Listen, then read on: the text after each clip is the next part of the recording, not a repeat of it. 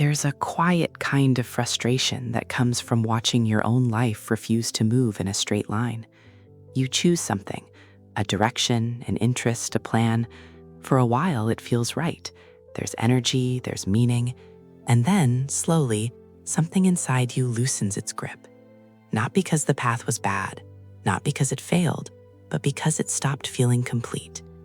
And when that happens enough times, you start noticing a pattern you don't know how to explain without judging yourself. Other people seem to move forward by narrowing, by committing, by choosing one thing and building their entire identity around it. Meanwhile, you keep branching, drifting, reconsidering, starting again. And eventually, a darker question forms beneath all the practical ones. What if this means there's something wrong with me? Not dramatic wrong, not broken, just flawed in a way that doesn't show up on the surface, but quietly sabotages everything long-term. You tell yourself stories to make sense of it, that you lack discipline, that you're afraid of commitment, that you romanticize beginnings and abandon depth, that if you were stronger, more focused, more normal, you'd finally stick to one path and stay there. This self-accusation doesn't come with anger at first. It comes with disappointment, a tired kind. The kind that says, why can't I just be someone simpler? And so you watch others build linear lives while you carry a sense of fragmentation you don't have language for. But here's the part that almost no one tells you. The inability to stick to one path isn't always caused by a lack of depth. Sometimes it's caused by too much of it. Some people move forward easily because they don't feel the full weight of a choice. They choose, and what disappears behind them disappears quietly. Alternatives fade, loss stays abstract. But that's not how it works for you. When you choose a path, you don't just see where it goes, you also feel everything it excludes. The versions of yourself that won't exist, the experiences that will never happen, the meanings that will remain unexplored. For you, choosing is not just selecting, it's grieving. And that grief starts early, before the path has even fully begun. So what looks like inconsistency from the outside is often an internal overload, a nervous system that doesn't skim life but absorbs it, a mind that doesn't simplify decisions but expands them. You don't abandon paths because you're careless. You loosen your grip because you sense the cost of staying too long in something that no longer holds your whole complexity. And that's the part that gets misinterpreted. You were probably praised early on for being versatile, curious, multi-talented. But as time passed, that same trait began to look suspicious, unstable, unfocused, immature. So you learned to distrust it too. You tried to force yourself into narrower identities, to silence the part of you that keeps noticing other doors, to shame yourself into consistency. But the more you tried to compress yourself, the more restless you became. Because your mind doesn't move in straight lines. It moves in patterns, in connections, in layers. And asking it to stay on one rigid path is like asking water not to respond to gravity. The exhaustion you feel around decisions isn't because you can't decide. It's because you perceive too much at once. Every path carries meaning for you. Every option feels alive. And walking away from any of them feels like amputating a future you can still vividly imagine. So you pause, you hesitate, you shift direction. Not because you don't know who you are, but because you're painfully aware that you are more than one thing. There's a quiet intelligence in this, even if it doesn't look efficient. An ability to adapt, to reorient, to sense when something has stopped nourishing you before it becomes a prison. An instinct to move before your inner world goes numb. The problem isn't that this trait exists. The problem is that the world rewards linear narratives and treats nonlinear ones as failure. So you internalized a story that was never yours. And once that story takes hold, every change of direction feels like proof against you. But what if it's not evidence of weakness? What if it's evidence of a mind that refuses to live on autopilot? I'll stop here for now. What if the part of you that keeps changing direction isn't a defect to be corrected, but a signal to be interpreted more honestly? Because once you stop trying to force yourself into a linear shape, something subtle begins to make sense. You were never meant to move forward by narrowing your life into a single story. You were meant to move forward by listening to when a story stops being true.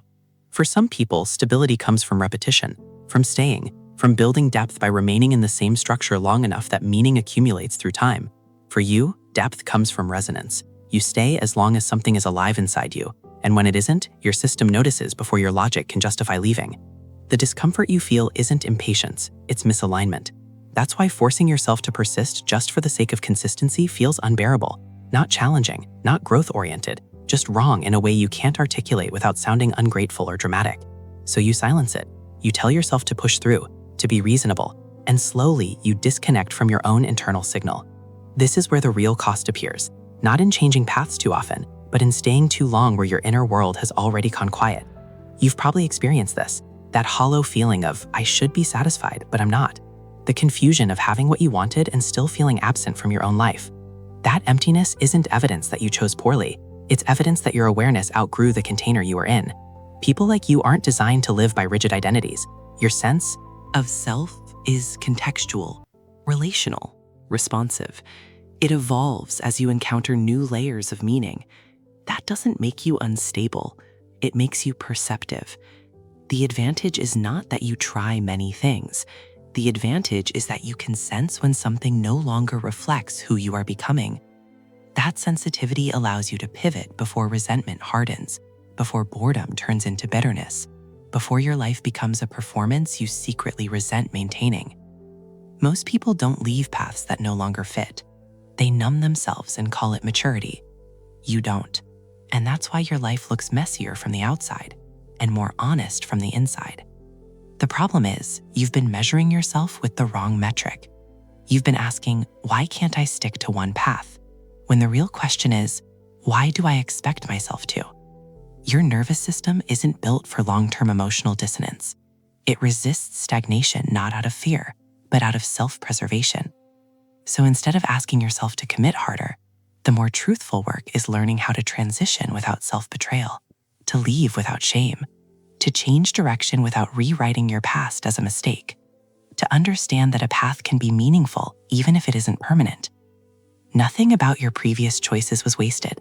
They were chapters, not failures. And the moment you stop demanding that your life makes sense as a single line, something loosens inside you. You don't have to justify your complexity anymore. You don't have to explain why you feel called elsewhere. You don't have to compress yourself to be legible. You can let your path be shaped by attentiveness instead of fear. Because the truth is simple, even if it's uncomfortable. You don't stick to one path because you're listening. And the question that remains isn't how to stop changing. It's whether you're ready to stop punishing yourself for being someone who notices when it's time to move. The tired that shows up after a normal day. A few messages, a few small decisions, a few conversations that didn't even turn into arguments. You look at your life and on paper, it doesn't look like a life that should be breaking you. And that's exactly what makes it worse. Because when your exhaustion doesn't match the story people expect, you start writing your own explanation, quietly, harshly. You tell yourself you must be weak, too sensitive, too fragile for the world everyone else seems to move through without effort. And maybe you've tried to fix it the way people tell you to fix it. Push harder, toughen up, stop overthinking, stop taking things personally, stop caring so much.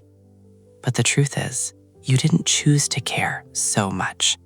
You didn't wake up one day and decide to be the person who feels everything in high definition.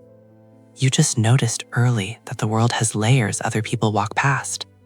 A small shift in tone, a pause that means something, a smile that doesn't reach the eyes, the heaviness behind someone's I'm fine, the tension in a room that no one mentions but everyone obeys. And when you live like that, burnout isn't a character flaw, it's math. Not the kind you do with numbers, the kind you do with energy. Because sensitive people don't burn out faster because they can't handle life. They burn out faster because they are handling more life than anyone can see. The part that never gets counted is the internal workload, the constant scanning, the constant translating, the constant adjusting. You walk into a space and your mind starts doing things automatically. What's the mood here? Who needs reassurance? What should I say so it lands gently? How do I keep things smooth? How do I make sure nobody feels rejected, misunderstood, embarrassed, alone? Even when you're not trying to help, you're still noticing. Even when you're not trying to be careful, you're still careful. Even when you're not trying to be kind, you're still kind in the way you hold back the sharpness you could release in a second. And that restraint costs something. It's not that you're too emotional. It's that you're always processing, always integrating, always making meaning. People think burnout happens when you do too much, but for sensitive people, it often happens when you absorb too much. You absorb the unspoken, the implied, the subtle pressure in a conversation, the expectations no one states out loud, the discomfort behind politeness, the disappointment behind silence, the sadness behind jokes. You might be the kind of person who can walk away from an interaction and replay it like a film, not because you're trying to torture yourself, but because your mind is still organizing what happened, still trying to understand the emotional weather, still trying to make sure you didn't harm anyone, still trying to check if you're safe, if you're accepted, if you belong. And while you're doing all that, you're also trying to live a normal life. Work, family, deadlines, relationships, decisions, notifications, noise. So of course you get tired. Not because you're weak, but because there's no off switch to the part of you that feels what's happening around you. What makes this even heavier is that the world rewards the visible kind of effort, the kind you can point to, hours worked, tasks completed, problems solved. But the invisible work you do doesn't get praised. In fact, it often gets misunderstood. People see you taking time to recover and assume you're lazy. They see you needing quiet and assume you're antisocial. They see you pulling back and assume you're cold. They see you saying, "I'm tired," after something small, and they assume you're dramatic. So you start hiding it. You start performing okay. You get very good at looking functional while your inner world is running hot, like a machine without ventilation. And then, one day, you don't collapse because something huge happened. You collapse because you ran out of margin. That's the part most people don't understand about burnout. It's rarely one big thing. It's usually 1,000 small things, with no place to set them down. You can tolerate an intense week if you get a real rest afterward. You can handle an emotionally heavy conversation if your nervous system gets to unclench later. You can take care of people if someone somewhere takes care of you too. But many sensitive people don't get that. They don't just respond to life, they anticipate life. They live slightly ahead of the moment because their mind is always trying to prevent pain, especially other people's pain. They plan their words, they soften their truths, they rehearse, they edit, they consider every angle.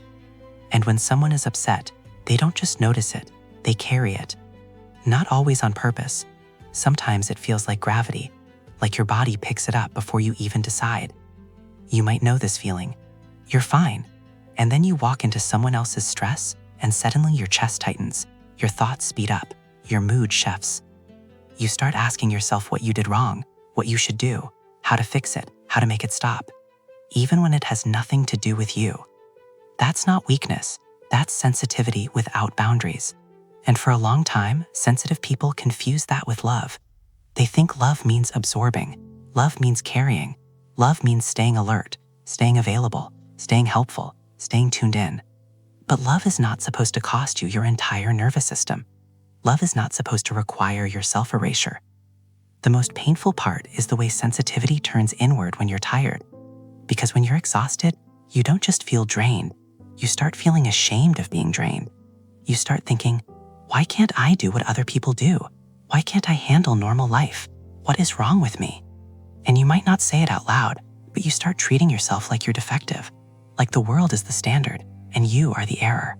But you're not the error. You're a different design. Some people are built like thick walls. They can take impact and barely feel it. They move on quickly. They forget quickly. They don't store what happens. Sensitive people aren't built like walls. They're built like instruments. They pick up vibration. That's why you can be so deeply moved by music, or a look, or a sentence that seems ordinary to everyone else. That's why you can sense when someone is lying without having proof. That's why you can feel a room change before anyone speaks. But an instrument that's constantly played, constantly struck, constantly surrounded by noise, will go out of tune. Not because it's weak, because it's doing what it's built to do without protection. Here's the simple shift that changes everything. Burnout in sensitive people is not a lack of strength, it's a lack of shelter. I want you to hold that because it's the kind of sentence that can stop the self-attack in the middle of it. Not weakness, not failure, not fragility. No shelter, no margin, no quiet, no place to metabolize what you keep taking in. And once you see that, you stop trying to fix yourself by becoming less you. You stop aiming for numbness as if numbness is maturity. You stop calling your sensitivity a problem and you start treating it like a power that requires care. Because the question isn't, how do I become tougher?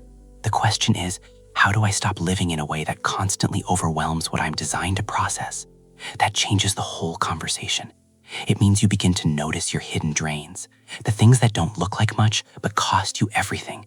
The endless availability, the constant checking, the emotional cleanup after every interaction. The way you keep the peace by swallowing your own truth. The way you over-explain so no one misunderstands you. The way you carry responsibility that was never assigned to you. And maybe you start to allow yourself something you've rarely allowed. Recovery without justification, not as a reward you earn by suffering enough, but as maintenance, as respect. Because when you're sensitive, rest is not luxury. It's how you stay yourself. And you don't need to wait until you're completely falling apart to take it. Burnout feels like a betrayal because it arrives when you were trying so hard, when you were being good, when you were being helpful, when you were being kind, when you were being strong in the way people don't recognize. But the body eventually tells the truth the mouth keeps postponing. And if you've been living as if your sensitivity is something to overcome, your body will eventually force you to listen. So here's the relief part, if you can let it land gently. You are not behind in life. You are not failing at being human. You are carrying a level of internal intensity that would exhaust almost anyone if they lived inside your mind for a week. And the goal is not to stop being sensitive. The goal is to stop abandoning yourself in order to be acceptable. Because the moment you start building your life around the truth of how you process the world, rather than around the shame of it, something shifts. You begin to feel less like a problem to solve and more like a person to protect. A person who needs softer rhythms, cleaner environments, fewer emotional debts, more silence, more honest boundaries, more permission to step back before the breaking point. Not because you can't handle life, but because you've been handling life without shelter. So let me leave you with a sentence you can borrow when the guilt comes back. I'm not weak. I'm overstimulated and underprotected. And if this is you, if you've ever felt like you burn out faster, like you need more recovery than people understand, what is the most invisible thing you carry every day that nobody seems to count? If you feel comfortable, tell me in the comments. Even naming it can be a kind of shelter.